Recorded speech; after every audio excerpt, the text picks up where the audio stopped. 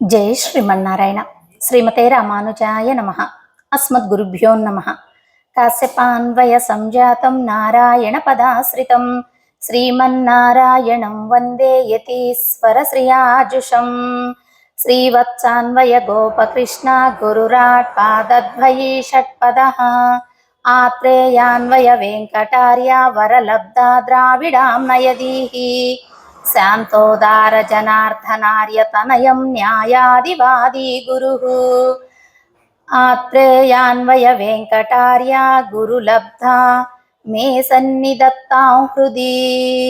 వెంకటాచార్య దివ్య తిరువడి తామరలకు దాసోహములు సమర్పించుకుంటూ ఆల్వారెంబెరు మానార్జీయర్ ఆచార్య దివ్య తిరువడి తామరలకు దాసోహములు సమర్పించుకుంటూ ఆల్వార్ దివ్య తిరువడిగలే శరణం, ఆండాల్ దివ్య తిరువడిగలే శరణం.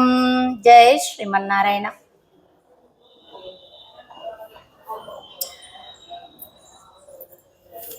తిరుప్పావై దివ్య ప్రబంధ కాలక్షేపంలో ఈ రోజున 20వ పాసురం సేవించుకునే భాగ్యాన్ని అమ్మ అనుగ్రహంతో పొందే ప్రయత్నం చేద్దాం. 20వ పాసురంలో ఏం చెప్తుంది అమ్మ అంటే ముందుగా అవతారిక తెలుసుకుందాము. నీలాతుంగస్తనగిరితటీ సుప్తముద్బోధ్య కృష్ణం పారార్జం స్వం శృతిశత శిరసిద్ధమధ్యాపయంతి స్వచిష్టాయాం స్రజనిగళితం యా బలాత్కృత్య భుంక్తే గోదా తస్యై నమ ఇదమిదం భూయ ఏవాస్తు భూయః.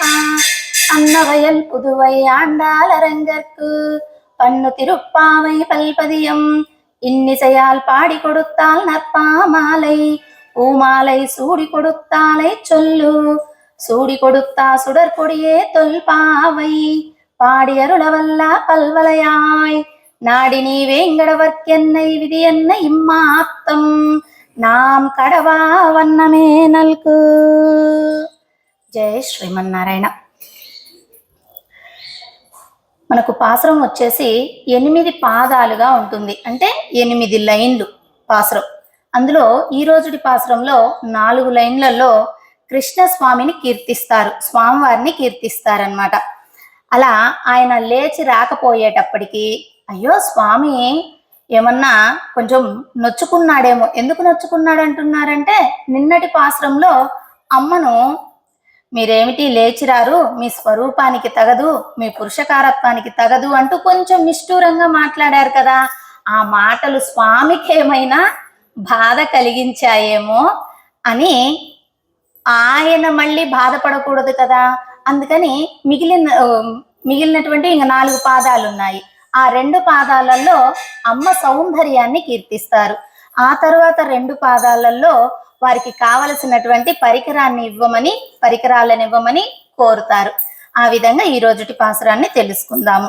సరే, మనకు ఏం కావాలి అనే ఎవరిని అడుగుతాము? ఏం కావాలన్నా అమ్మనే అడుగుతాము. అది సహజంగా ఉండేటటువంటి ధర్మం.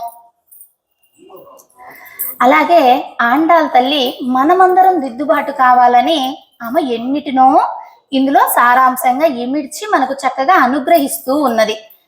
నిన్నటి రోజున అమ్మను నిద్రలేపుతూ ఉన్నారు. నిన్న కాదు, నిన్నటి రోజున అమ్మను స్వామిని కలిపి నిద్రలేపారు.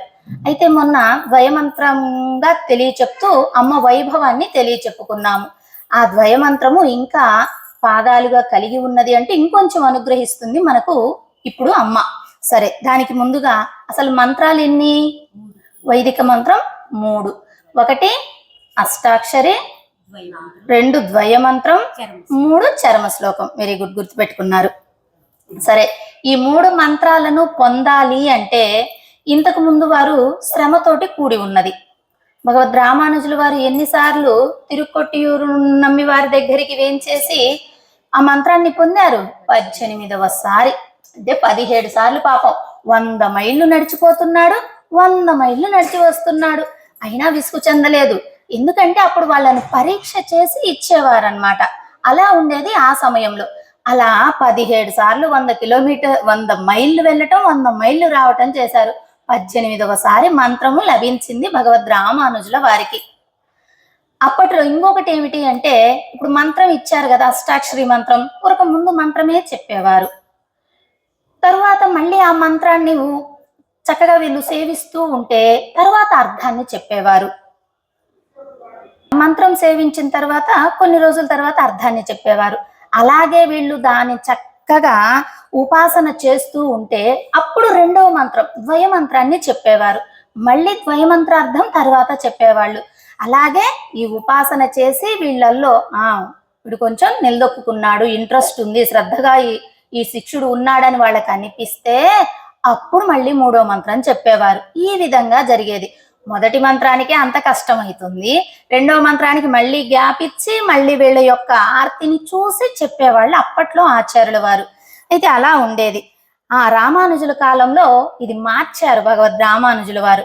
అయ్యో, ఇక్కడ ఉన్నటువంటి జీవులకు ఇది తగదు, ఏదో వాళ్ళకు కోరిక కలిగినప్పుడే మంత్రాన్ని ఇస్తే ఎట్లా అంటే వాడి చెవున వేస్తే ఎప్పుడో ఒకసారి ఆచరించకపోతాడా అన్న ఉద్దేశంగా భగవద్ రామానుజుల వారు దానిని ఒకేసారి 3 మంత్రాలు చెప్పే విధంగా మార్చేశారనమాట ఆ పద్ధతిని, అప్పటి వరకు ఉన్నటువంటి పద్ధతిని. అయితే ఇక్కడ మనకు గోదమ్మ కూడా ఏం చెప్తుంది అంటే మంత్రాలను పొందాలని, ముందు ఆచార్యుని ఆశ్రయించాలని, తర్వాత మంత్రాన్ని పొందాలని, ఇదే కదా తెలియచెప్తుంది. అలా తెలియచెప్తుంది.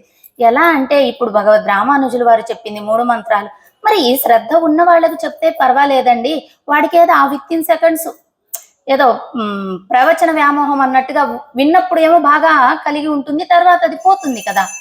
అలా ఉండేటటువంటి వాడికి మనం మంత్రం చెప్తే వాడు ఉపాసన చేస్తాడో చెయ్యడో, దాన్ని అర్థం చేసుకుంటాడో లేదో అని ఒక ఆలోచన కలుగుతుంది. అయితే దానికి రామానుజుల వారు అంటారు, ఎలాగైతే మనము వాడికి మంత్రాన్ని ఇస్తే ఒక విత్తనం వేసినట్టు, మనం బాగా పాదులు చేసి రోజు నీళ్లు పోస్తూ ఉంటే విత్తనం పెరుగుద్ది. ఒక్కోసారి అది రాదు, చెట్టు ఏం చేస్తాం, ఏం చేయలేము. కానీ ఆ కొండలలో, ఆ మిద్దెలకు, ఈ గోపురాలకు, ఆ రాళ్ల మధ్యన ఏమి మట్టుంది, ఎవరు విత్తనం నాటారు, అది ఎప్పుడో పడి ఉన్నది, అది మొలిచి వస్తుంది. అలాగా వీడికి కూడా ఏదో ఒక సమయంలో అంకురిస్తుంది అని ఆ ఉద్దేశాన్ని కలిగి మంత్రాన్ని ఇచ్చారు రామానుజుల వారు. ఆ సమయం నుంచి ఆయన తర్వాత ఆచార్యులందరూ కూడా అదే పాటిస్తూ మనకు 3 మంత్రాలను ఒకటేసారి అనుగ్రహించటం జరుగుతూ ఉన్నదన్నమాట. అలా అంబరమే తన్నీరే సోరే అరం చెయ్యం అని సేవించుకున్నాం కదా. ఆ యొక్క పాశ్రంలో ఏం చెప్పారు అంటే మొట్టమొదటి మంత్రం ఏమిటది? అష్టాక్షరి మహామంత్రం. ఏమిటి అష్టాక్షరి మహామంత్రం అంటే ఆచార్యులను పొందాలి, ఆచార్యులకు అధీనంగా ఉండేటటువంటి అమ్మ అంటే ఎవరు? యశోద. ఆ మంత్రంగా తెలియచెప్పబడింది. ఆ మంత్రాన్ని పొందాలి, అలాగే బలరాముణ్ణి నిద్ర లేపటం, ఆ తర్వాత పురుషకారిణి అయినటువంటి అమ్మను నిద్ర లేపటం. ఈ విషయాన్ని అంతా కూడా మనకు దాంట్లో ఉండేటటువంటి తత్వం. ఎలాట? ఆచార్యుడైనటువంటి నందగోపుడు కృష్ణుని గోప్యంగా కాపాడుకున్నాడు. పాపం పక్కన కంసుడు ఉన్నాడు కదా, అయినా రక్షించుకున్నాడు. అలాగే అమ్మను కూడా, అమ్మ ఎవరు? మంత్రం కదా, యశోద పిరాటి. ఆమెను కూడా అలా ఆ మంత్రాన్ని మనకు యశస్సునిచ్చేటటువంటిది మంత్రం. అలా మంత్రం, ఆ మంత్రంలో ఉండేటటువంటి తత్వమైనటువంటి కృష్ణుణ్ణి ఆయన లభించేది మన చుట్టూ ఉండేటటువంటి జ్ఞానుల ద్వారా అంటూ ఆ పాశ్రంలో అనుగ్రహించటం జరిగింది. అలా అష్టాక్షరి మహామంత్రాన్ని మనకు తెలియచెప్పారు. తర్వాత ద్వయమంత్రం. ద్వయమంత్రంలో అమ్మ యొక్క విశిష్టతను మొన్నటి రోజున తెలుసుకున్నాము. ఇప్పుడు ఇంకా ద్వయమంత్రంలో ఎన్ని పాదాలు ఉంటుంది, ఆ పదాల అర్థం ఏమిటి అనేది ఇక్కడ మనకు అనుగ్రహిస్తున్నారు. పరాశర భట్టర్ వారు తెలియచెప్తున్నారు. ఆ ద్వయమంత్రం వచ్చేసి 6 పదాలతోటి ఉంటుంది. 6 పదాలు, దానిలో 10 అర్థాలు ఉంటాయి. ఎవరు చెప్పారు ఈ విషయము? వెరీ గుడ్, పరాశర భట్టర్ వారు మనకు అనుగ్రహిస్తున్నారు. దశైతాన్ మందారం తాయితేవా అంటూ 10 అర్థాలు ఉన్నాయి అని తెలియచెప్తున్నారు. అధిగత నిగమ షట్పద. షట్పద అంటే 6 పదాలు. ఆ 2 లైన్లలో 6 పదాలు ఉన్నాయి, 10 అర్థాలు ఉన్నాయి. ఏమిటంట ఇక్కడ? భృంగరాజం షట్పద అంటే, భృంగరాజం అంటే తుమ్మెద, షట్పద అంటే 6 పాదాలు కలిగి ఉన్నాయి. అలాగే తుమ్మెదకి ఎలాగో 6 పాదాలు కలిగి ఉన్నాయో ఇక్కడ కూడా 6 పదాలతోటి ఈ యొక్క రాజం ఉన్నది. రాజం అంటే మంత్రం అనే అర్థం అన్నమాట, కలిగి ఉన్నది. అష్టశ్లోకి అనేటటువంటి ఒక దానిలో చెబుతారు, మనకు నేర్పించి అమ్మ మనకు నేర్పించి ఆయనతోటి చేర్చి అందుకుంటుంది అనే విషయాన్ని తెలియచెప్తారు. దాన్ని ఒక శ్లోకం తెలుసుకుందాం.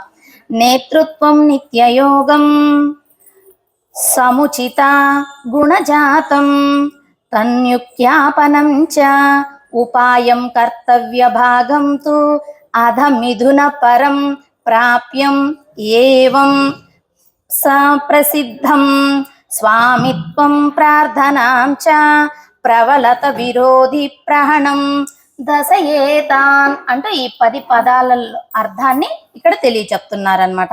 ఏమిటట అదంటే శ్రీమన్నారాయణ. శ్రీ అంటే ఎవరు? అమ్మ. Very good. మన్ అంటే ఎవరు? శ్రీమన్నారాయణ కదా. మన్ అంటే ఎవరు? కూడిక అని అర్థం అన్నమాట. నారాయణ అంటే నారములకు అయినమైన వాడు. నారములకు అయినమైన వాడు అంటే గుణాలన్నీ కలిగి ఉన్నవాడు అని.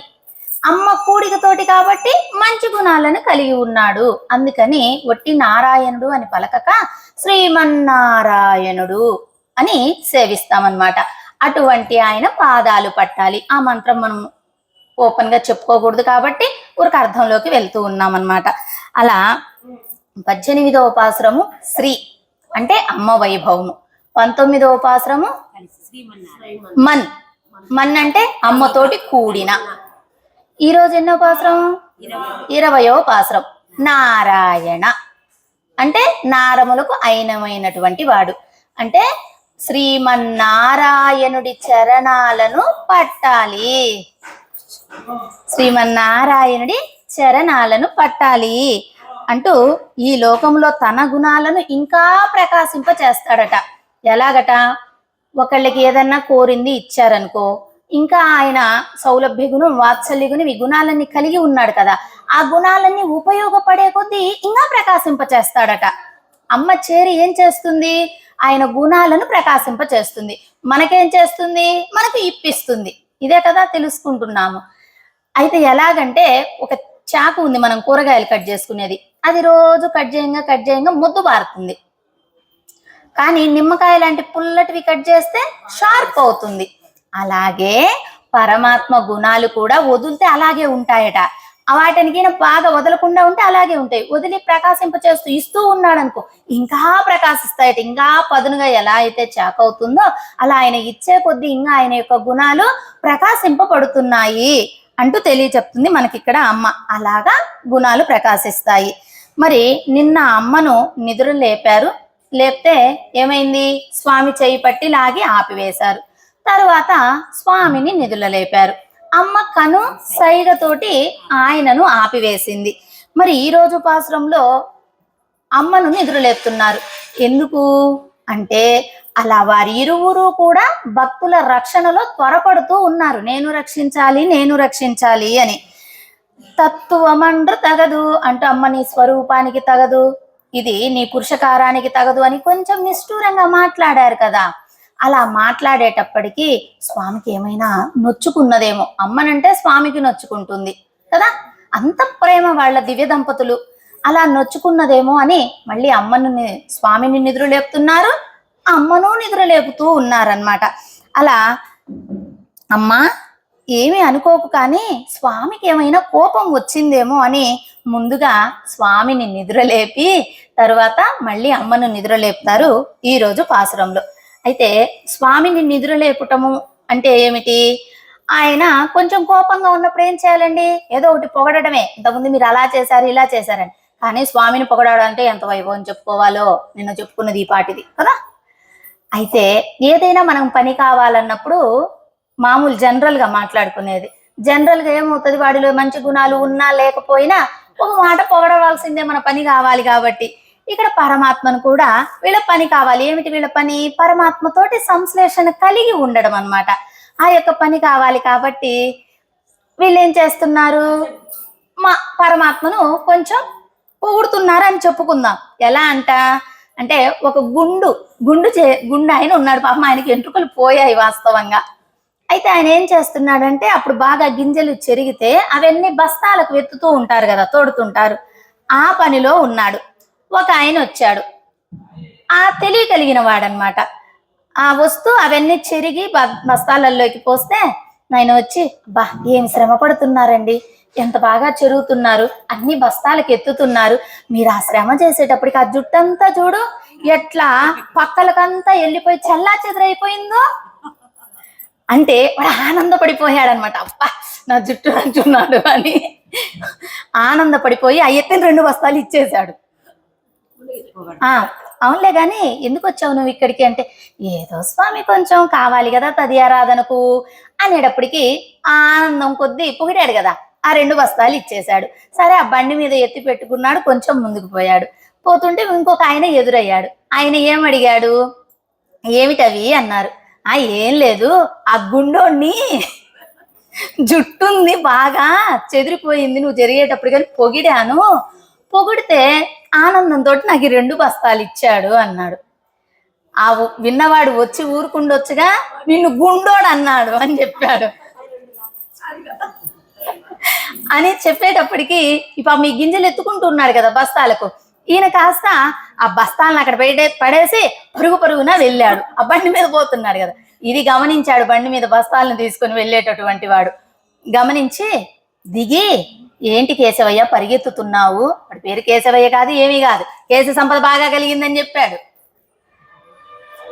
ఏంటి కేశవయ్య పరిగెత్తుతున్నావంటే, నువ్వు అట్లా వీడు గమనించాడనమాట. నువ్వు అట్లా పరిగెత్తుతూ ఉంటే చూడు ఆ జుట్టంతా నీ కళ్ళకు పడి ఎలా అయిపోయిందో చెమటలు గారి, అయ్యయ్యో ఆ జుట్టు సౌందర్యం పోతుంది కేశవయ్య, నువ్వు పరిగెత్తకు అన్నాడు. వీడు పోయింది ఎందుకు, అది మర్చిపోయాడు, అరవడానికి కదా వెళ్ళాడు.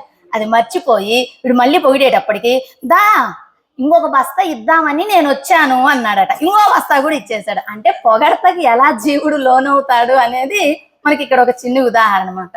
సరే, అలా గోదమ్మ వాళ్ళ పని కావాలిగా. ఏంటి ఆమె పని, సంశ్లేషణ స్వామివారితోటి. ఆ మొక్కతి కాదు కదా, 5 లక్షల మంది గోపికలంటే అందరికీ కలిగించాలని. ఇదంతా కూడా చెప్పింది ఎవరికి, మనందరం కూడా తరించాలని అమ్మ చెప్తూ ఉన్నదన్నమాట. అలా ఆమె చెప్పి ఉన్నది. సరే, ఆ పని మీద వీళ్ళందరూ కూడా ఆండాలు గోష్ఠి అందరూ కూడా స్వామిని నిద్రలేపుతూ ఉన్నారు. అలా నిద్రలేపేటప్పుడు ఏం చెప్తున్నారంటే, ఆ కేశవయ్య కథ చెప్పుకున్నాం కదా, ఇంకా ఆనందం అంటే పరమాత్మను కూడా అలా పొగడాలి అని చెప్పడం అన్నమాట. సరే, ఇలా ఈ యొక్క 33 మరర్కు అనేటటువంటి పాసురం ఈరోజు అది సేవించుకొని అందులో ఎలా నిద్రలేపారో తెలుసుకునే ప్రయత్నం చేద్దాం. కాకపోతే ఈ యొక్క కళ్యాణ గుణాలు కలిగినటువంటి వాడు పరమాత్మ అంటే ఆయన ఆనందపడతాడు. ఒకవేళ కళ్యాణ గుణాలు లేవు పరమాత్మ కన్నా, బిడ్డల్ని అంటే అన్నారులేని పాపం అంత పట్టించుకోడు. కానీ నిన్న అన్నది అమ్మను కదా, నీ స్వరూపానికి తగదు అని చెప్పింది. అందుకని ఆయన కొంచెం ఫీల్ అయ్యాడనమాట. ఆ ఫీలింగ్ కొద్దీ ఇప్పుడు స్వామిని కూడా నిద్రలేపుతూ ఉన్నారు. ఇప్పుడు పాసురం చదువుకున్నాక స్వామిని ఎలా నిద్రలేపుతున్నారో ఆ యొక్క విషయంలోకి వెళ్ళిపోదాం. పాసురం సేవించండి. கப்பம் தவிர்க்கும் கலியே திலஜாய் செப்பயமுடையாய் திரளுடையாய் செத்தார்க்கு வெப்பதொடுக்கும் விமலா துயிலஜாய் செப்பன்ன மென்முலச் செவாய் சிறுமருங்கொல் நட்பின்னை நங்காய் திருவே துயிலஜாய் தூக்கமும் தட்டொலியும் தந்துக்கும் மணாலனை இப்போதே எம்மை நீராட்டு ఏలోరెంబావాయ్. చక్కగా పాసర అర్థాన్ని తెలుసుకుందాం. ప్రతిపదార్థం 33 అంటే 33 విధములుగా ఉండేటటువంటి అమరర్కు దేవతలకు. మున్ అంటే మునుపు అంటే ఆపద రాకముందే. సెన్రు వాళ్ళేమి ఆపద రాలే, నిన్ను ప్రార్థన చేయలే, కానీ ముందే సెన్రు అంటే వెళ్ళి. కప్పం వాళ్ళ యొక్క భయాన్ని, తవిర్కుం పోగొట్టిన, కలియే బలాఢ్యుడా, మెన్ మృదువైన, ములై స్తనములను, సెవ్వాయ్ దొండపండి వంటి అధరమును, సిరు సన్నని, మరుంగుల్ నడుము కలదానా, నప్పిన్నై నప్పిన్న పిరాటి, నంగాయ్ నంగాయ్ అంటే ఏమిటి, చాలా పాసరాలలో వచ్చింది, పూర్ణురాల. తిరువే లక్ష్మితోటి సమానమైనటువంటి దాన, తుయిలెజాయ్ అంటే మేలు కొనుము, ఉక్కముం. ఉక్కముం అంటే కూడా మనం ఒకటి గుర్తు పెట్టుకోవచ్చు. ఉక్క పోస్తున్నప్పుడు దేంతో ఇసురుకుంటాం? ఇక్కడ కూడా ఉక్క అని గుర్తు పెట్టుకుంటే మనకు విసనకర్ర అని గుర్తు వస్తుంది అనమాట. ఉక్కముం విసనకర్రను, తట్టొలియుం అద్దమును, ఈ రెండుటిని కావాలని కోరుతుంది ఈ పాసురంలో. తందు ఇచ్చి, ఉన్ అంటే నీ, మనాలనై నీ మనాలనై నీ భర్తయగు శ్రీకృష్ణుణ్ణి, ఎమ్మై మమ్ముల్ను, ఇప్పోతే ఇప్పుడే, నీరాటం సంశ్లేషింప చేయుము అంటూ కోరుతున్నారు ఈ పాసురంలో. సరే, ముప్పత్తు మూవర అమరర్కు మున్సెండ్రు. ముప్పత్తు మూవర అంటే 33 విభాగాలుగా కలిగినటువంటి 33 కోట్ల దేవతలు. ఏం చెప్తున్నాము? 33 కోట్ల దేవతలు అంటే 33 వర్గాలుగా ఉన్నారు వాళ్ళు. అయితే మనకు కావలసింది ఏమిటి? 33 వర్గాలనే చెప్పుకోవాలి వాస్తవంగా. అందులో దేవతలు ఉన్నారు.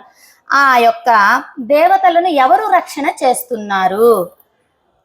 దేవుడు ఒక్కడు, దేవతలు 33 వర్గాలు. వాళ్ళల్లో ఉండేటటువంటి వాళ్ళను 33 కోట్లు అంటున్నారు. కోటి అంటే ఇక్కడ ఏమిటి అంటే మనం చెప్పుకున్నట్టుగా 100 లక్షలు కాదు, ఒక వర్గం. కోటి అంటే ఒక వర్గం. 33 వర్గాలను ఇక్కడ 33 కోట్లలాగా తెలియచెప్తూ ఉన్నారనమాట. అలా ఈ యొక్క దేవతలందరినీ కూడా రక్షణ చేసేవాడు ఎవరు అంటే పరమాత్మ. ఆయన ఒక్కడే, దేవుడు ఒక్కడే, దేవతలు 33 వర్గాలుగా వేంచేసి ఉన్నారు. సరే, అసలు ఏమిటో ఇదేమిటో ముందు తెలుసుకుందాం, ఆ తర్వాత పాసురంలోకి వెళ్దాం.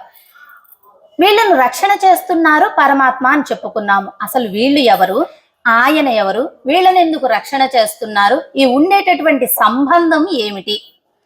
పరమాత్మ వైకుంఠంలో వేంచేసి ఉన్నాడు. పరమాత్మను ఏమనుకుందాం? పిఎం అనుకుందాం మనకు అర్థం కావడానికి. ఒక్కొక్క వర్గానికి ఉంటుంది. ఏమిటి ఆ వర్గము? విద్యాదాయ శాఖ మంత్రి, ఆరోగ్య శాఖ మంత్రి, దేవాదాయ శాఖ మంత్రి, పర్యాటక శాఖ మంత్రి, ఇలాగ అన్ని మంత్రులు అనుకుందాం. వాళ్ళ కింద కొంతమంది మళ్ళీ సేవకులు ఉంటారు. ఇలాగ పరిరక్షణ చేస్తూ ఉంటారు.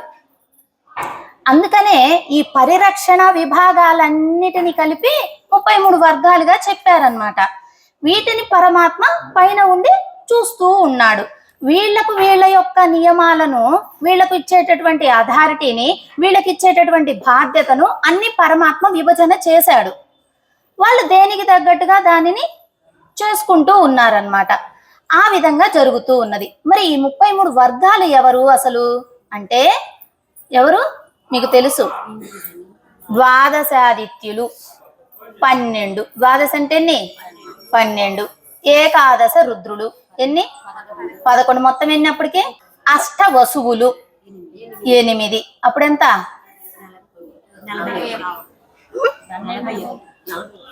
12, 11, 23. ఇప్పుడు 8 అంటే 31. ఇక్కడ వచ్చేసి అశ్విని దేవతలు. అశ్విని దేవతలు 2, 33. ఈ 33 వర్గాలు, వీటినే 33 కోట్ల దేవతలు అంటూ మనకు తెలియచెప్తున్నారు. ఇలా వీరినే నమ్మాల్వార్లు ఏం చెప్పారంటే పాసురంలో నమ్మాల్వార్లు చెప్పారు, తిరుమతి చేయాల్వార్లు చెప్పారు. ఎన్బర్ 8, 10 అంటే 10 + 1 10 ఓర్ అంటే 1 అనమాట. 10 11, 20 12, ఓరర్ 2. ఈ విధంగా వాళ్ళు కూడా పాసురాలలో తెలియచెప్పారండి. 33 వర్గాలుగా దేవతలు వేంచేసి ఉన్నారు అనే విషయాన్ని మనకు నమ్మాల్వార్లు, తిరుమతి చేయాల్వార్లు తెలియచెప్పారు. సరే, వీళ్లకు కొన్ని బాధ్యతలను ఇచ్చారు. ఎవరి బాధ్యత వాళ్ళది. ఇప్పుడు శివుడు ఉన్నాడు, ఏం బాధ్యత? లయం చేసుకునేది. ఇంద్రుడు ఉన్నాడు, ఏం చేస్తున్నాడు? ఈ మనం హోమాలు చేస్తూ ఉంటాం కదా, ఆ హోమాలలో వచ్చినటువంటి అవిస్సును దేవతలందరికీ పంచుతూ ఉంటాడు ఆయన. బ్రహ్మదేవుడు ఉన్నాడు, ఏం చేస్తున్నాడు? సృష్టి కార్యం చేస్తున్నాడు. వరుణదేవుడు ఉన్నాడు, ఏం చేస్తున్నాడు? వర్షాలను కురిపిస్తున్నాడు.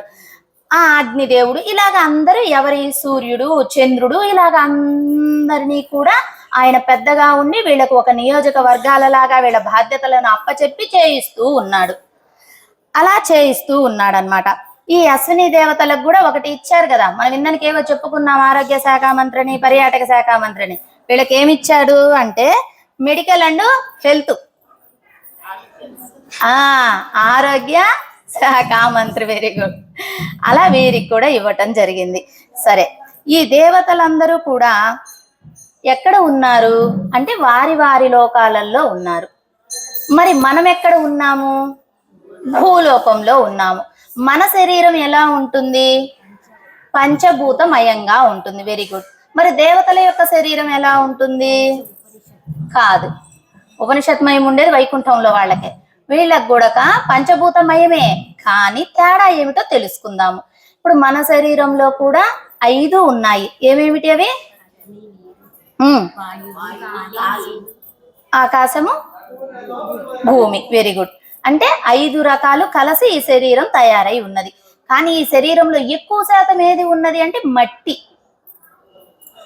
మనది ఎక్కువ శాతం మట్టి కలిగి ఉంటుంది కాబట్టి జీవుడికి దాన్ని ఏమన్నారు? పార్థివము అన్నారు. పార్థివం అంటే ఏమిటి? పృథివితోటి అంటే మట్టితోటి తయారైనటువంటి దేహము అని చెప్పడం అన్నమాట. అలా మరి దేవతలకు ఉండేటటువంటి శరీరాన్ని ఏమన్నారు? తేజోమయము. వాళ్ళు ఇప్పుడు మన శరీరంలో పంచభూతాలు ఉన్నప్పటికీ మట్టి శాతం ఎక్కువగా ఉన్నది.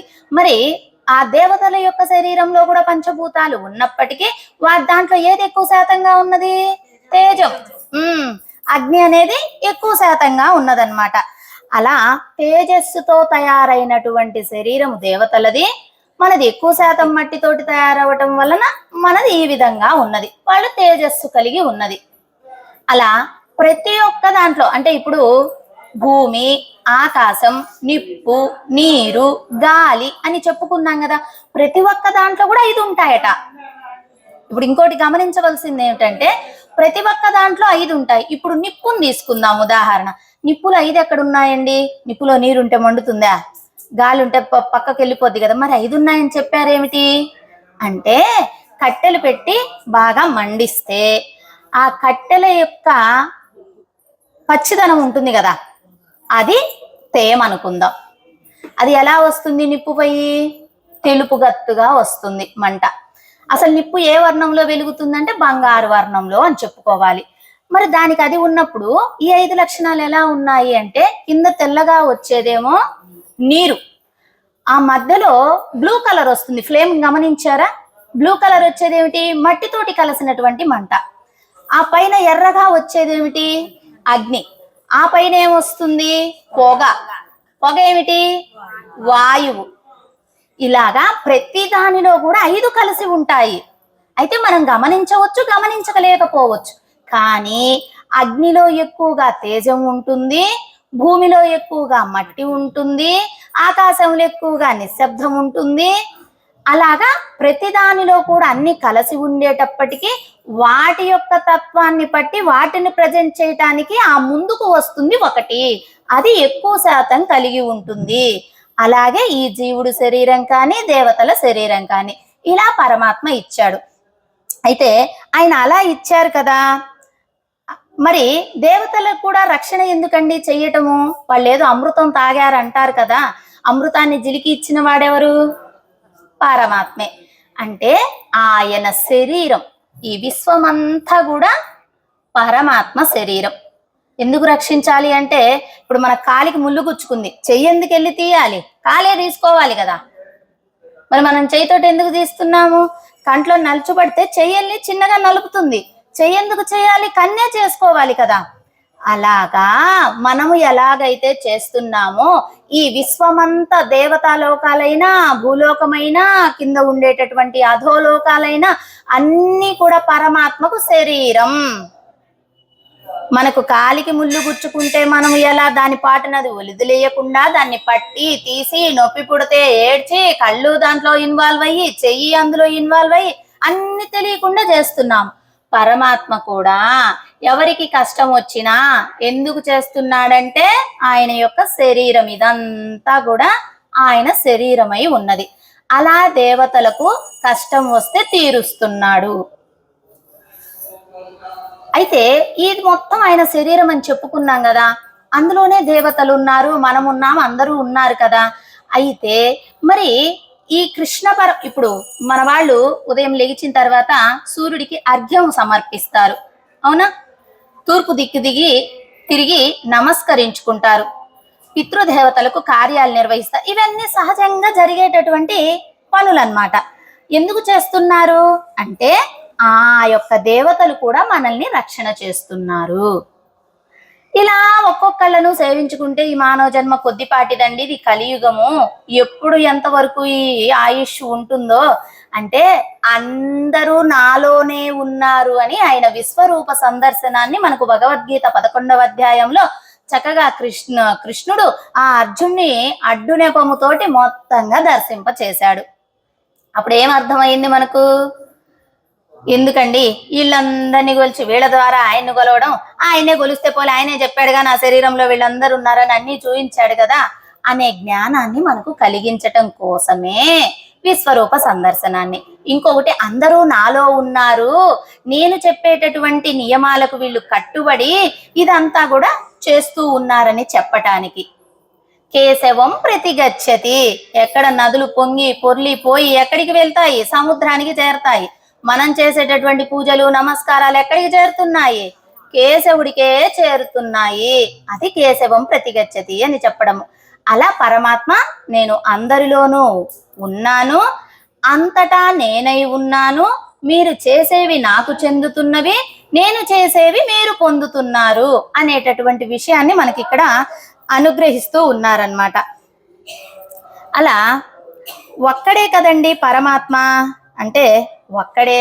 ఆయనకొక్కడికి మనం నమస్కరించి ఆయన తృప్తిపరిస్తే ఇతర దేవతలందరినీ కూడా తృప్తిపరిచినట్టే, ఆటోమేటిక్ గా జరిగిపోతుంది. అయ్యో నేను ఆ కోవెలకు వెళ్ళలేదే, అక్కడ మాలు ఇవ్వలేదే, ఈ కోవెలకు వెళ్ళలేదే, ఇక్కడ ప్రసాదం ఇవ్వలేదే అని మనకు తెలియక పాపం చాలా మంది గురువారం ఒక కోవెలకు వెళ్ళాలి, బుధవారం ఒక కోవెలకి ఏవోటి నియమాలు పెట్టుకొని తిరుగుతూ ఉన్నారు. అవన్నీ ఏమీ అక్కరలేదు, అవన్నీ చెందేది నాకేను. నేను తృప్తి పడితే అంతర్దేవతలు, ఎందుకంటే ఆయనలోనే ఉన్నారు కదా, ఇప్పుడు చెప్పుకున్నది అదే కదా, అందరూ తృప్తి పడతారు అనేటటువంటి విషయాన్ని మనకి ఇక్కడ పరమాత్మ తెలియచెప్తూ ఉన్నారనమాట. ఇలా 33 కోట్ల 33 కోట్ల దేవతలు, 33 విభాగాలు అని చెప్పుకున్నాము. అయితే విశ్వమంతా పరమాత్మ దేహమే కాబట్టి ఆయనే రక్షిస్తాడు, అందుకని వీళ్ళకు రక్షిస్తున్నాడండి. ఏమడిగింది గోదమ్మ? 33 అమరర్కు మున్సెండ్రు, వాళ్ళు దేవతలకు ఆపదలు రాక ముందే, సెండ్రు అంటే ముందే పోయి ఎందుకయ్యా నువ్వు రక్షణ చేసేది?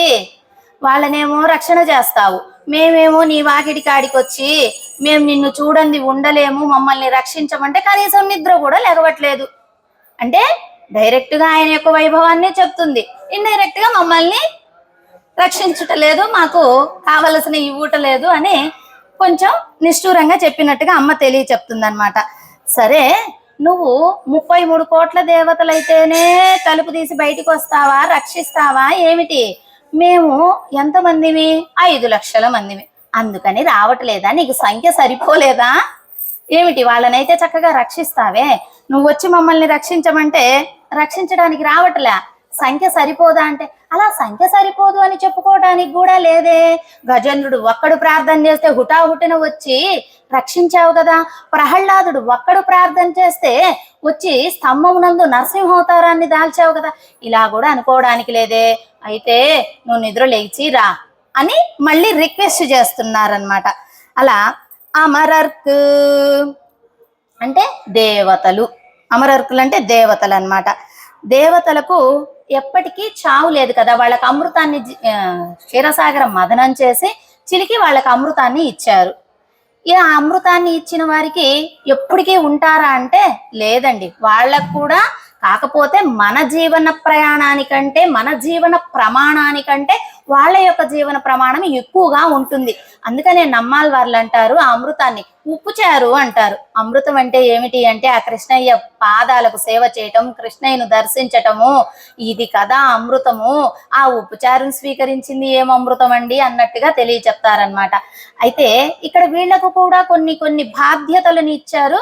ఇప్పుడు ఒక మంత్రి ఉన్నాడు అనుకో, నువ్వు ఒక 10 కోట్లు శాంక్షన్ చేయవచ్చు, అంతకు మించి నువ్వు చేయటానికి లేదు. అంటే తనకు అంతవరకు ఇచ్చారని అర్థం. అలాగే ఇక్కడ కూడా వీళ్లకు ఇచ్చారు, బ్రహ్మదేవుడికి అయితేనేమి, రుద్రుడికి అయితేనేమి, ఇంద్రుడికి అయితేనేమి ఇంత పరిధిలో మీరు చెయ్యాలి రక్షణ అని. అలా అందరినీ రక్షణ చేసేటటువంటి వాళ్ళు ఈ దేవతలు కూడా ఆయన నియమానుసారంగా. అలాగే శివుడికి కూడా ఇచ్చాడు ఇంత భాగం అని. ఇస్తే ఈ శివుడు ఏం చేశాడు పాపం, బోలా శంకరుడు కదా, ఏది అడుగుతాడు ఇచ్చేసేవాడే, ఆలోచన చెయ్యడు. బిడ్డలు అడిగాడు ఇచ్చాడు పాపం. ఆయన ఆగలేడనమాట, అడిగితే ఇవ్వాలనేటటువంటి మనస్తత్వం కలిగిన వాడు. భస్మాసురుడు అనేటటువంటి రాక్షసుడు ఏం చేశాడు, వరాన్ని కోరాడు. నువ్వేదో వరాన్ని ఇచ్చానన్నావు కదయ్యా, ఆ వరం పనిచేస్తుందో లేదో చూద్దామన్నాడు. ఏమిచ్చాడినా, నేను ఎవరి శిరస్సుపై చేతిని పెడితే వాళ్ళు భస్మం అయిపోవాలి అని వరాన్ని కోరాడు. ఆ వరాన్ని టెస్ట్ చేయడానికి పాపం ఇచ్చిన ఆయన మీదే పెడతానని ఎమ్మడి పడ్డాడు. ఈయనేం చేశాడు, అయ్య బాబోయ్ నీకు వరాన్ని ఇచ్చి నేను తప్పు చేసినట్టున్నానే అని పరిగెత్తి పాపం విష్ణుమూర్తి దగ్గరికి వెళ్ళి ఆయన పాదాలపై పడ్డాడు.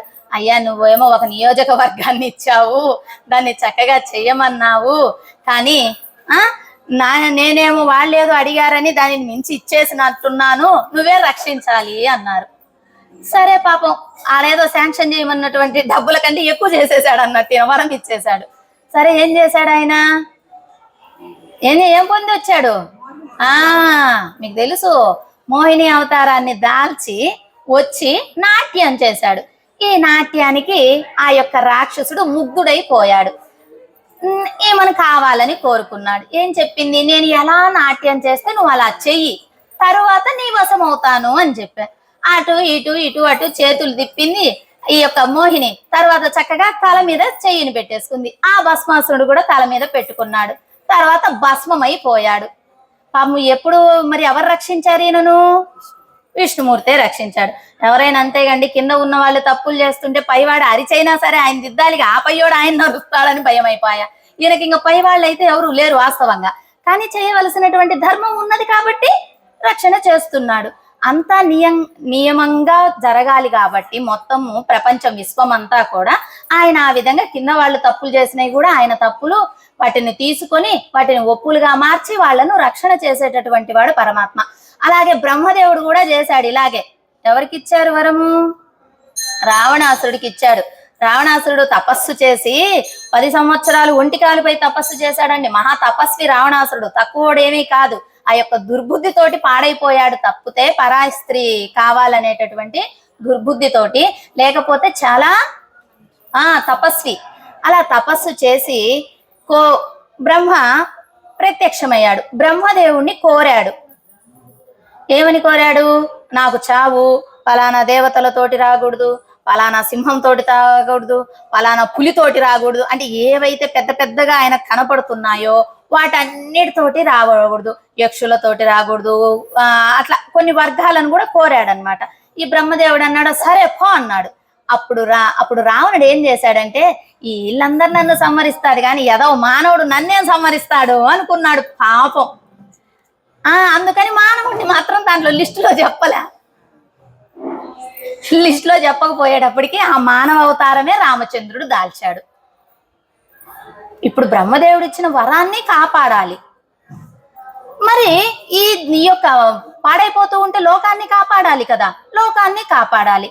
అప్పుడు పరమాత్మ రామావతారాన్ని దాల్చి రావణాసురుడిని సంహరించటం జరిగింది. ఇలా బ్రహ్మదేవుడు ఇంకొక ఆయనకు కూడా ఇచ్చాడండి వరం. ఎవరో చెప్పండి, మీకు తెలుసు. హిరణ్యకశిపుడు ఏం కోరాడు, పెద్ద లిస్టే పెట్టాడు హిరణ్యకశిపుడు.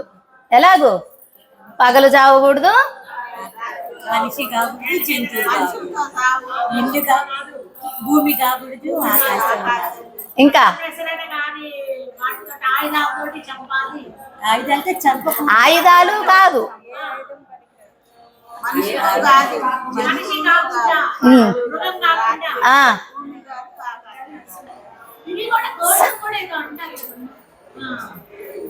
అలా అనేకంగా ఒక పెద్ద లిస్టే పెట్టాడు పాపం బ్రహ్మదేవుడి దగ్గర. లిస్టును పాస్ చేసేసాడు అనమాట బ్రహ్మదేవుడు. పాస్ చేస్తే ఏమైంది, ఈయన ప్రహ్లాదుడు ప్రార్థన చేశాడు. అందుగలడు ఇందులేడని సందేహం వలదు, ఎందెందు వెతకి చూసినా అందందే గలడు సర్వాంతర్యామి అన్నారు. మరి ఆయన సర్వాంతర్యామి కదా, అంతటా వ్యాపించి ఉన్నటువంటి వ్యాపకత్వం కలిగినటువంటి వాడు పరమాత్మ. అంతటా అంతర్యామిగా వేంచేసి ఉన్నారు. మనకు కనపడకపోతే అది లేదంటే ఎట్లా? గాలి కనపడుతుందా? లేదంటే ఒప్పుకుంటామా ఏంది? లేదంటే ఉంటామా? అసలు ఒప్పుకోవడం తర్వాత కదా. అలా మనకు కనపడన్నది లేదు కాదు, మనకు దృష్టి లేదు, మనకు దానిని చూసేటటువంటి దివ్య దృష్టి మనలో లేదు. అలా ప్రహ్లాదుడు ప్రార్థన మేరకు వచ్చారు. ఎలా? ఈ లిస్ట్ అంతా పోను మిగిలిన ఆకారం దాల్చి వచ్చాడనమాట. నరుడు మృగం కలిసి వచ్చారు. ప్రాణం ఉన్న దానితోటి ప్రాణం లేని దానితోటి చంపకూడదు అన్నాడు. అంటే మనిషి ప్రాణం ఉన్నది ఏదైనా చావకూడదు, ప్రాణం లేనటువంటి ఆయుధాన్ని వాడకూడదు అన్నాడు. అప్పుడు ఏం చేశాడు? ప్రాణం ఉన్నదానికి ప్రాణం లేనటువంటి దానితోటి, దీనికి గోరుకు ప్రాణం ఉన్నదా అంటే మనిషికి ఆనుకొని ఉంది కాబట్టి ఉన్నది, లేదా అంటే దాన్ని కత్తిరించినప్పుడు స్పర్శ లేదు కాబట్టి లేదు, అందుకని దాన్ని ఉపయోగించాడు. పగలు చావకూడదు, రాత్రి చావకూడదు.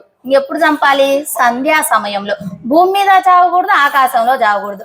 మధ్యలో ఆయన తోడపై ఎన్ని కోరినా ఆ కోరికలని ఎక్కడైనా ధిక్కరించాడా? మీరెందుకు ఇచ్చారు, మీరు ఎలాంటివి ఇచ్చారని ఏమైనా వాటను వాళ్ళు ఇచ్చారులే అవి పక్కన పడేయండి అని ఎక్కడైనా చెప్పారా? అంత నియమాలను పాటిస్తాడు పరమాత్మ.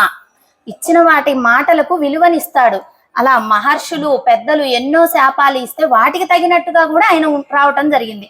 అలా వాటన్నిటినీ వెతుక్కొని దాంట్లో ఏది మంచిదో, నువ్వు ఏదైతే ఎత్తి సంహరించాలో ఇలా అన్ని ఎత్తుక్కొని వచ్చి సంహరించావు హిరణ్యకశిపుణ్ణి. ఇప్పుడు మేము నీ వాకిట ఉండి వాకిలు తీయమంటే మాత్రం నువ్వు తీయటలే. మేమేమన్నా అడిగామా? నువ్వు నరసింహ అవతారంగా రాండి అని మేమేమి కోరలేదు కదా. అలా మీరు ఇక్కడికి వచ్చి మా వాకిలి తెరిస్తే మేము మిమ్మల్ని చూసి ఆనందిస్తాం. మేమేమి వాళ్ళలాగా కోరికలు కోరి రాలేదు. ఏం చెప్తున్నారు ఇక్కడ?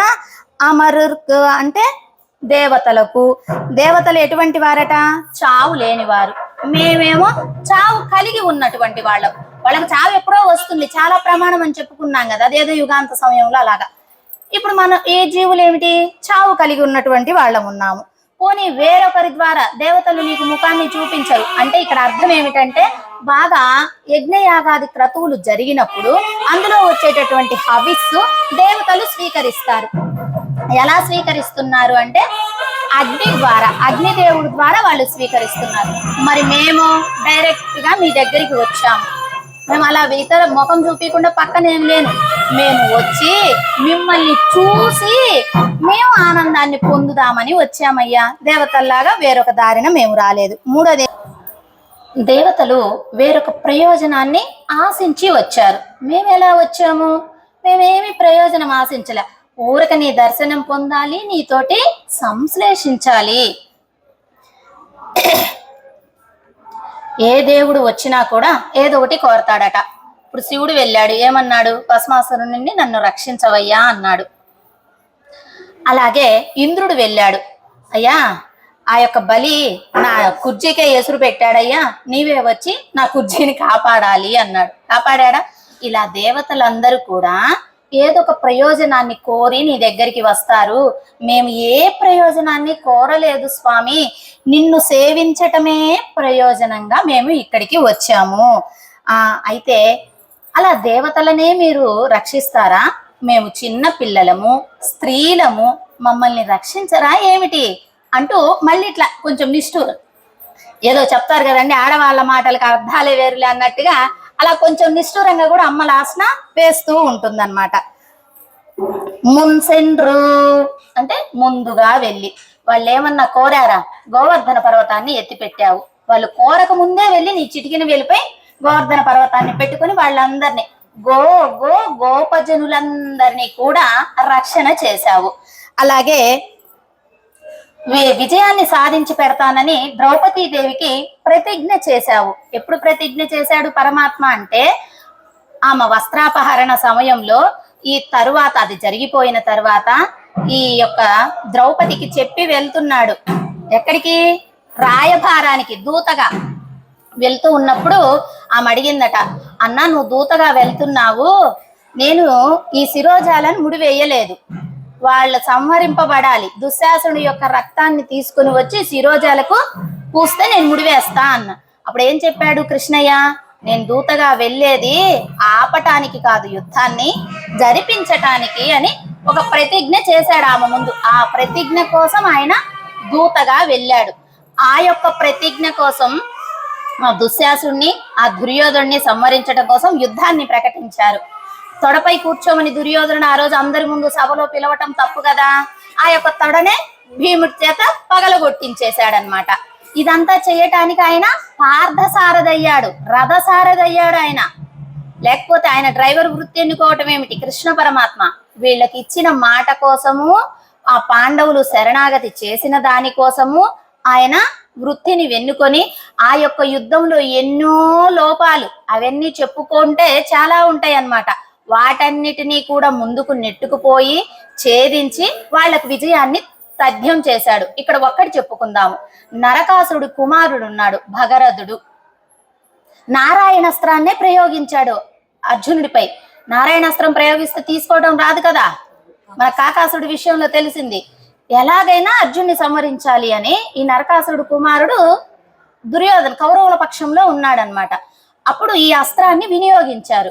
వినియోగిస్తే కృష్ణుడు ఏం చెప్పాడు? రథాన్ని కిందికి దింపేసి కూర్చి భూమిలోకి కిందికి దిగి సాష్టాంగం చేయమన్నాడు. ఆ ఆయుధానికి పడుకొని నా సాష్టాంగం చేస్తే ఆయుధం వెళ్ళి ఇంకొకటి ఏదో జరిగిపోయిందనమాట. అలాగా నారాయణాస్త్రం నుండి కూడా అర్జున్ని రక్షించాడు పరమాత్మ. అంటే అది గొప్ప అస్త్రం కదా. అసలు అస్త్రము, శస్త్రము, ఐషికం అని చెప్పుకుంటాము. అసలు ఏమిటి అస్త్రం అంటే?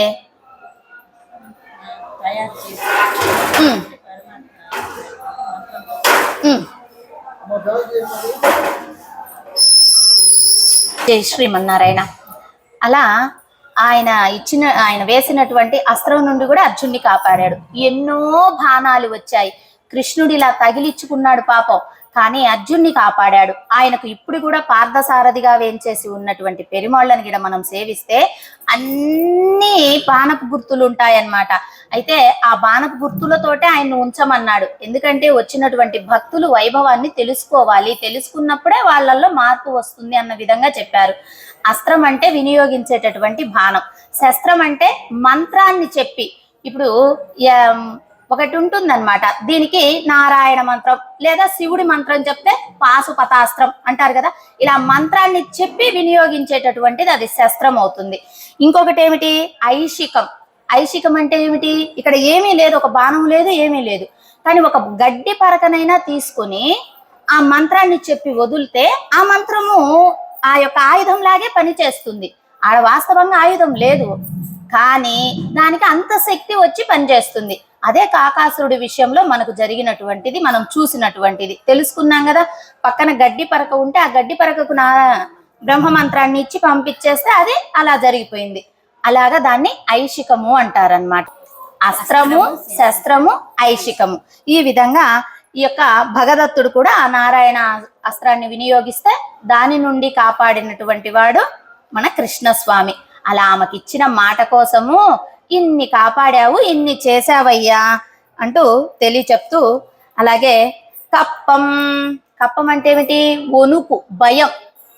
దేవతలు భయపడుతూ ఉన్నారట. ఎందుకు భయపడుతున్నారు అంటే వాళ్ళ దేవతాలోకాలలో వాళ్ళు ఏం చేసి ఉంటే ఈ అసురులు వెళ్ళి వాళ్ళని ఇబ్బంది పెట్టి మా కాపురాలు కూడా మమ్మల్ని చేయనివ్వటలేదు అని భయపడతారట.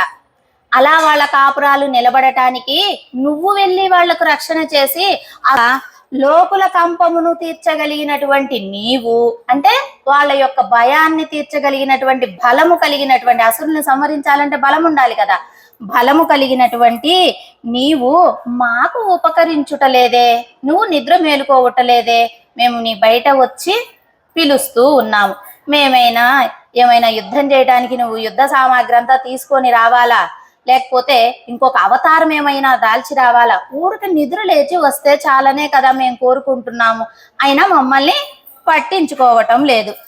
అలాగే దుఃఖము పోవాలనని ఆశించినటువంటి వాళ్ళు దేవతలు, వాళ్ళకు దుఃఖాలు వస్తే మా దుఃఖాలు తీర్చవయ్యా అని ఆశిస్తారు. మాకు దుఃఖం ఏమీ లేదు, ఒక్కసారి నిన్ను దర్శనం చేస్తే మేము అదే, మాకు మిగిలిన దుఃఖాలు ఏమీ లేవు. ఇంకొకటి ఇక్కడ ఏం చెప్తున్నారంటే, ఈ పాపులు ఉంటారు కదా, ఎవరిని?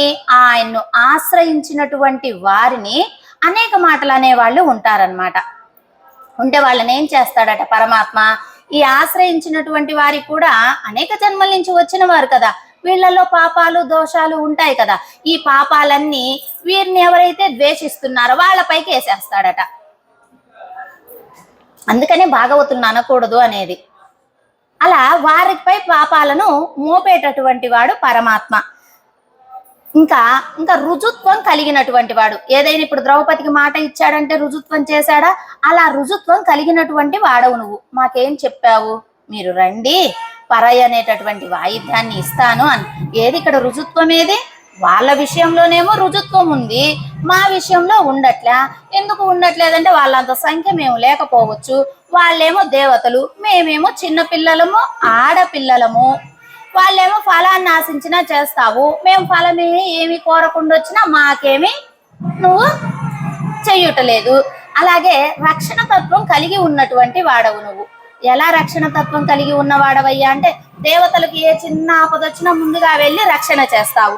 మరి మమ్మల్ని కూడా రక్షించవలసినది నువ్వే కదా, మరి దీంట్లో ఎందుకు రక్షణ తత్వం కలిగి లేకుండా ఉన్నావు అంటూ, అయ్యా వాళ్లకు బ్రతుకు తెరువు ఏమిటో వాళ్లకు ఉన్నది, వాళ్ళను రక్షించవలసింది నేను అంటుపోతావు.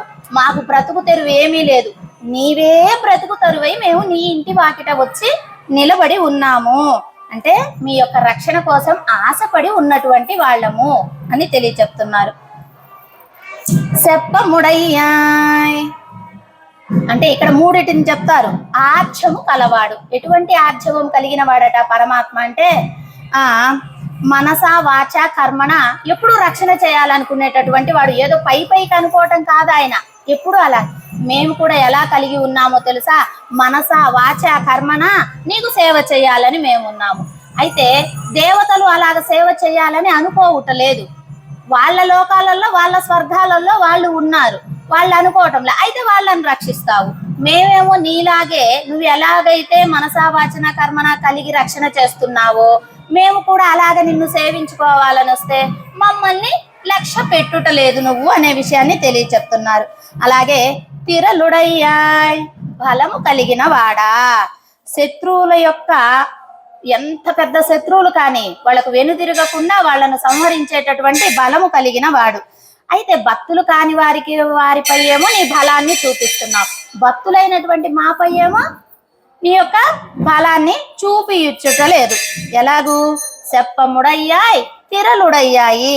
పాండవుల పట్ల ఆర్జము కలవాడవయ్యి నీవు దగ్గరికి చేరదగిన వాడివై ఉన్నావు. అందుకని దుర్యోధనాదులను ఎదుర్కొని వాళ్లకు విజయాన్ని తెచ్చిపెట్టావు. నమ్మాలి వాళ్ళు ఏం చెప్పారండి? ఆశ్రితుల పాపాలు దోషాలు అన్నీ కూడా వాళ్ళని దేశించే వారికి పోతాయి అన్నారు కదా. మరి ఇప్పుడు నువ్వు రక్షణ చేయవలసి ఉన్నది మాకైతే మమ్మల్ని పట్టించుకోవటలేదు. దుర్యోధనాదుల పైకేమో నువ్వు దండెత్తిపోయి యుద్ధము చేయను అని చెప్పి కూడా యుద్ధాన్ని చేయించి విజయాన్ని చేకూర్చిపెట్టినటువంటి వాడవు. సెత్తార్కు వెప్పుం కొడుక్కుం విమలా.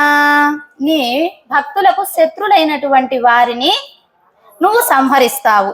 మరి అటువంటి లక్షణం కలిగిన వాడివి కదా, మరి మేము నీకు భక్తులం కదా, ఏమైనా మార్చావా ఏమిటి? నీకు భక్తులైనటువంటి వారితోటి ఉండకుండా భక్తుల శత్రువులైనటువంటి వారితోటి ఉండాలని నీ యొక్క రూట్ ఏమన్నా మార్చుకున్నావా ఏమిటి? పలుకటలేదు అని. విమల అంటే నిర్మలుడా. సమానమైన భక్తుల కొరకై వారి శత్రువులను మీరు తలంచి వారిని విడిచేటట్టుగా చేస్తారే, నశింప చేస్తారే అంటే నువ్వు అలాగైనా నశింప చేయలేదు, లేకపోతే అలాగ నువ్వు మాకు తలుపు తీయలేదు లేచి అంటే దానికి అర్థం ఏమిటో తెలుసా? నీవు కూడా ఆలస్యం చేయుట తగదు. నువ్వు ఆలస్యం చేస్తే చాలా కష్టాలు వచ్చేస్తాయి. ఇది మొత్తం చెప్పడం ఆమె ఒక్కదాని గురించి కాదనమాట. ఆయన ఏ పాటిగా ఆలస్యం చేస్తే అల్లకొల్లోల అయిపోతాయి అని తెలియచెప్తుందనమాట. ఇక్కడ తు ఇలేజాయ్ స్వామి, ఇంకా మేము చెప్పవలసినవన్నీ చెప్పాము, నీ యొక్క వైభవాన్ని చెప్పాము, నువ్వు చేసేటటువంటి పనులు చెప్పాము, మాకెందుకు నువ్వు పలుకుటలేదో కొంచెం నిష్ఠూరంగా అవి చెప్పాము. సరే తు ఇలేజాయ్, ఇంకా నిద్ర లేవయ్యా అంటూ చెప్తున్నారు. మా కొరకై బాణములు ఏమన్నా వెయ్యవలనా? అదంతా కట్టుకొని రావాలి కదా బాణాలకు. అవన్నీ నువ్వేమి పెట్టుకోనక్కర్లేదు, మా కోసం ఏమి నువ్వు బాణాలు సంధించనక్కర్లేదు. ఊరక మేల్కొని వచ్చి కటాక్షిస్తే చాలు స్వామి, మేము కోరుకునేది అదే. సెప్పెన్న మెన్ములై అంటే ఏం చెప్తున్నారు? ఇక్కడ నుంచి ఇంకా ఆయన నిద్ర లేచి రాలేదు కదా, ఓహో ఈయనకు కోపం వచ్చిందేమో, నిన్న మనం అమ్మని ఏమన్నాము, నీకు తగదమ్మా, నీ స్వరూపానికి ఇలా చేయకూడదమ్మా అని అన్నాం కదా, దానికి ఏమన్నా ఈయన కోపం వచ్చిందేమో అమ్మని అనేటప్పటికి. అయితే ఇప్పుడు అమ్మ సౌందర్యాన్ని ఈయన పాడితే ఆయన కోపం చల్లారిపోయి లేచొస్తారు అని ఇప్పుడు ఏం చెప్తున్నారు, అమ్మ సౌందర్యాన్ని పాడుతున్నారు. ఎలా ఉందట అమ్మ అంటే, వక్షస్థల సౌందర్యం కలిగి ఉన్నది, నేత్ర సౌందర్యం కలిగి ఉన్నది, అలాగే వైరాగ్యంగా చెప్పుకునేటటువంటి నడుము సౌందర్యం కలిగి ఉన్నది. నడుము దేనికి గుర్తు? వైరాగ్యం. వక్షస్థలం భక్తి, నేత్రాలు జ్ఞానానికి. వీటి యొక్క తత్వంగా అమ్మ వైభవంగా సౌందర్యం కలిగి ఉన్నది. వైరాగ్యం అంటే సన్నగైపోవడం, ఎప్పుడు విరహం వేదంతో ఉండేటప్పుడు సన్నగైపోతారు కదా, అలా తెలియ చెప్పుకోవటం. అయితే అమ్మ ఆ విధంగా కలిగి ఉన్నది కాబట్టి ఆకృతి చాలా అందంగా ఉన్నదట అమ్మ. ఇలా పైన ఉండే వక్షస్థలానికి కింద ఉండేటటువంటి వాటికి ప్రవృత్తి నివృత్తి అని పేరు అన్నమాట. ఆ నడుము సన్నగా అయిపోయింది వాటితోటి అంటారు. ఎందుకంటే చేయవలసినవి చేయకూడని. నివృత్తి అంటే ఏమిటి? చేయకూడని. ప్రవృత్తి అంటే ఏమిటి? చేయవలసినవి. చేయవలసినవి చెయ్యాలి, చేయకూడని చేయకూడదు. అయితే చేయవలసినవి చేస్తూ కూడా మనము చేయుట కాదు, ఇది మనది కాదు, పరమాత్మే చేయిస్తున్నాడు అనేటటువంటి తత్వంతో చెయ్యటమే ఈ యొక్క వైరాగ్యము అని. వైరాగ్యం అంటే ఏదో కాషాయ వస్త్రాలు ధరించి బూడిదలు పూసుకొని నామాలు పెట్టుకొని అడవిల్లోకి వెళ్ళి ఉండడం కాదు. వైరాగ్యం అంటే ఏమిటి? మనం చేస్తున్న పనిపై ఫలాపేక్ష లేకుండా చెయ్యటాన్నే ఇక్కడ మనకు ఆ గుర్తుగా తెలియచెప్తున్నారనమాట. సరే, ఈ మూడు కూడా ఆమెకు తెలియచెప్పారు. అయితే ఆమె ఎలా ఉందంటే సర్వాంగ సుందరంగా ఉంది. ఏదో ఒక్కొక్క అవయవం చెప్పటం కాదు, అమ్మ చాలా సౌందర్యంగా ఉన్నది. ఆ సౌందర్యం అంతా పరమాత్మకు ఆదరణీయం. అలా ఆ అమ్మ యొక్క సౌందర్యము స్వామికి ఆదరణీయం. మరి మనకేమిటి? స్వామికి ఆదరణీయం. మనకేమని చెప్పుకున్నాం నిన్న? గుర్తు తెచ్చుకోండి. ఉపాసనీయం అంటే ఆహారమై ఉన్నదనుకున్నాం కదా, అలా మనకు ఉపాసనీయం, స్వామికి ఆదరణీయమైనటువంటిది అనమాట.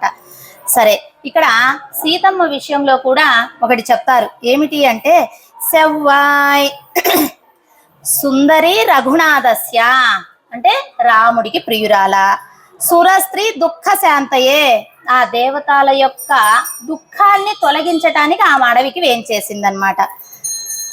దశాననస్య భవనే ఆ 10 తలలు కలిగినటువంటి రావణుణ్ణి చెరయందు దశమాసాన్ ఉవాసన అమ్మ 10 నెలలు వాడి యొక్క చెరయందు ఉన్నావే. ఎంత కష్టపడింది మనమ్మ. ఎందుకు ఉన్నది అంటే ఆ యొక్క దేవతా స్త్రీలను రక్షణ చేయటం కోసం ఉన్నది.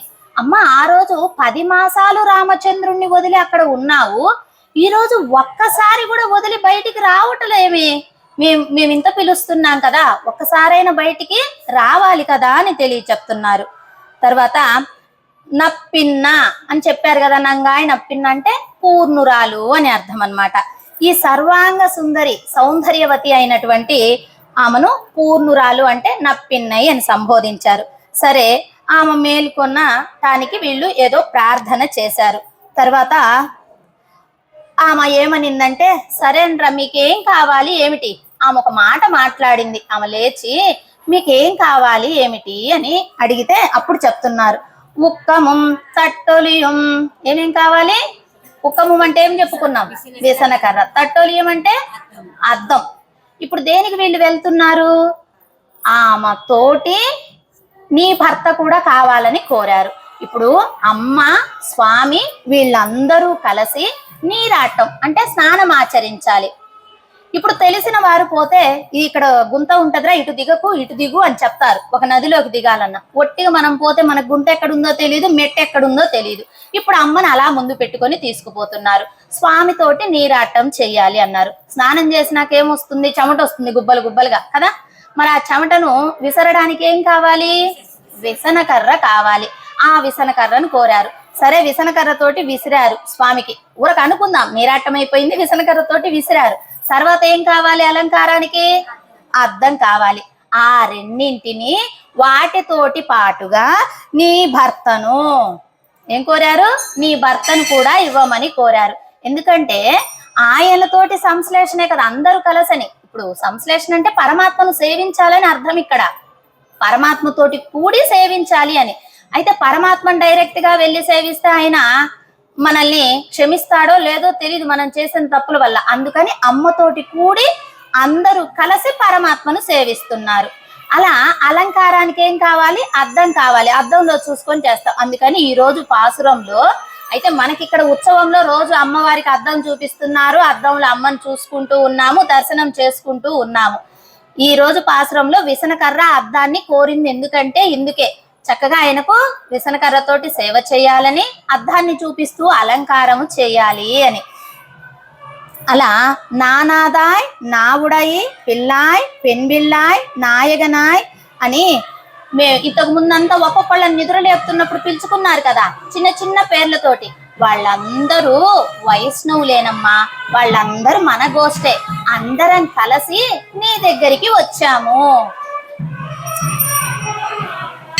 ఆనాడు రామచంద్రుణ్ణి ఋషులు కోరారు, చూడయ్యా మమ్మల్ని అట్లా పీకి గిచ్చి కొరికి పెట్టారో రాక్షసులు అని చూయించారు. మీరు కూడా బయటికి వచ్చారనుకో మేము చూపిస్తాం ఎలా ఉన్నాయి మా శరీరాలు.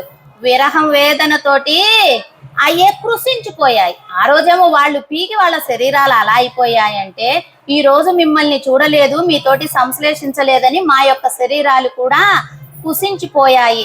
కనుక నువ్వు ఒకసారి బయటికి వచ్చి మాకు కావలసిన ఇచ్చి మాతోటి నీరాటం చేయించమని అమ్మవారిని ప్రార్థన చేశారు. ఇప్పుడు నీ భర్తనివ్వమని కోరడంలో కూడా ఏమిటి అంటే, ఎలాగైతే అద్దం ఒక వస్తువో, ఎలాగైతే విసనకర్ర ఒక వస్తువో, స్వామి కూడా నీ చేతిలో వస్తువైపోయాడులమ్మ, నీ సౌందర్యానికి ముగ్ధుడైపోయాడు, నీ చేతిలో వస్తువైపోయాడు అని నీరాటు నప్పిన్న పిరాటి ప్రసాదించినటువంటి ఆ కృష్ణుణ్ణి మేము కూడా చక్కగా సేవించుకుంటాం. ఎలా అంటే శ్రీరామచంద్రుడు సీతాపిరాటి యొక్క సౌందర్యాన్ని చూశారు. అయితే ఏం చెప్పారట, ఏమీ తెలియనట్టు దారా పితృకృత ఇతి అని కదా చెప్పారు. తండ్రి గారు ఈమెను చేసుకో అంటే నేను చేసుకున్నాను, ఈయనే పోయి ధనస్సును విరగ్గొట్టాడు, ఈయనే గెలుచుకున్నాడు. కానీ ఏం చెప్పాడు తెలివిగా, తండ్రి గారు ఈ అమ్మాయిని చేసుకో అంటే నేను చేసుకున్నాను. అటులనే శ్రీకృష్ణుడితోటి మాకు సంబంధం ఉన్నది. ఏం సంబంధం ఉన్నది? జీవాత్మ పరమాత్మ ఈ సంబంధం ఉన్నది మాకు కూడా. కానీ నప్పిన్నై పిరాటి ఇచ్చింది, నప్పిన్నై పిరాటి అనుగ్రహించిన కృష్ణుడని మేము చెప్పుకుంటామమ్మా. కనుక ఆ కృష్ణుడిని మాకు ఇచ్చి మాతోటి పాటుగా నువ్వు నీరాటం ఆడించు అంటూ ఈ మంత్ర సారాంశాన్ని ఇందులో మనకు తెలియచెప్పడం జరిగింది. జై శ్రీమన్నారాయణ. సర్వాపరాధాం క్షమా ప్రార్థయామి. సర్వం శ్రీకృష్ణ పాదారవిందార్పణమస్తు. అడియన్ లక్ష్మీ రామానుజ దాసి. భాగవత గోష్ఠికి దాసోహారం.